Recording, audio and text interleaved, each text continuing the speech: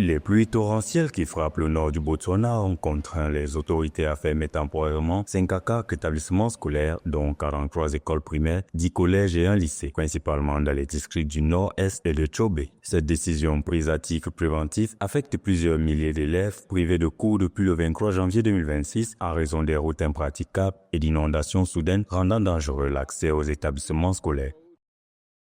Le ministère de la Protection de l'Enfance et de l'Éducation de base a pris note des pluies torrentielles qui se sont abattues ces derniers jours sur le nord du Botswana. Ces pluies incessantes ont non seulement provoqué des crues soudaines dans certaines régions, mais elles ont également coupé certaines routes dans ces régions, ce qui a perturbé les déplacements des élèves vers et depuis l'école. Compte tenu de ce qui précède, le ministère a donc décidé de fermer temporairement les écoles du district nord-est. La situation sera surveillée en permanence avec toutes les parties prenantes concernées et une mise à jour sera fournie en temps utile. Le ministère conseille en outre aux parents et tuteurs de veiller à la sécurité des enfants à tout moment et de surveiller leurs déplacements.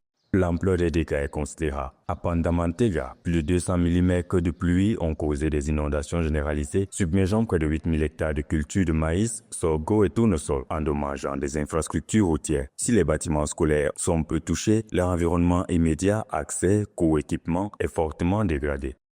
We have been briefed extensively by our government officials about the situation that is unfolding as a result of Face aux fortes pluies qui affectent actuellement le pays, nos responsables gouvernementaux ont fourni un bilan détaillé de la situation. Le gouvernement tient à rassurer la population du Botswana. Bien que cette catastrophe naturelle entraîne inévitablement des dégâts matériels, sa priorité absolue reste la protection de la vie des citoyens. Nous ne saurions trop insister sur la nécessité pour chacun d'entre nous de respecter strictement les consignes de sécurité émises par les différents organismes d'intervention, notamment la police botswanaise, la BDF et l'Office national de gestion des catastrophes.